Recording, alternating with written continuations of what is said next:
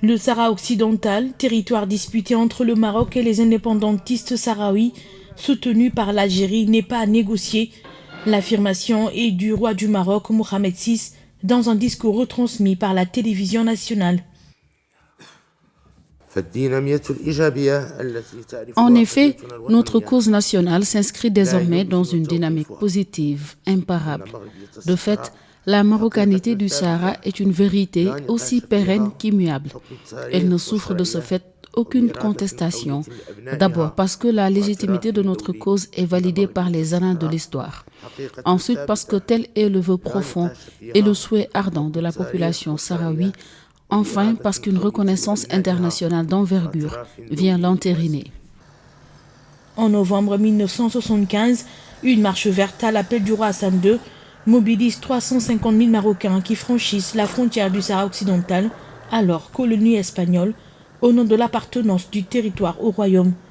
Le Conseil de sécurité de l'ONU a appelé il y a une semaine les parties au conflit du Sahara occidental à reprendre les négociations sans conditions préalables et de bonne foi. Ces négociations sont à reprendre sous l'égide du nouvel émissaire de l'ONU en vue de parvenir à une solution politique juste, durable et mutuellement acceptable dans la perspective d'une autodétermination du peuple du Sahara occidental, précise l'ONU. Le discours du souverain marocain, très attendu, survient au moment où les relations entre les deux frères ennemis du Maghreb sont au plus bas. Sur cette base, nous réaffirmons l'attachement du Maroc au processus politique conduit par l'ONU. Nous réitérons également notre engagement en faveur de la recherche d'un règlement pacifique pour le maintien du cessez-le-feu et de la poursuite de la coordination et de la coopération avec la MINURSO, dans la stricte limite des attributions qui lui sont assignées. À cet égard, nous tenons à exprimer notre considération aux pays et aux groupements qui sont liés au Maroc par des conventions et des partenariats et pour qui nos provinces du Sud constituent une partie intégrante du territoire national.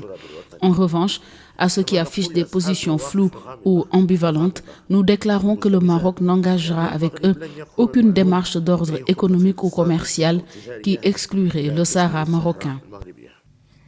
En août dernier, après des mois de friction, Alger a rompu ses relations diplomatiques avec le Maroc, l'accusant d'actions hostiles.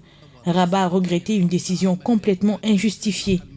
La tension est encore montée d'un cran ces derniers jours, après que l'Algérie a fait état d'un bombardement ayant causé la mort de 3 camionneurs algériens au Sahara occidental, territoire disputé entre le Maroc et les indépendantistes sahraouis du Front Polisario, qu'Alger a attribué à Rabat.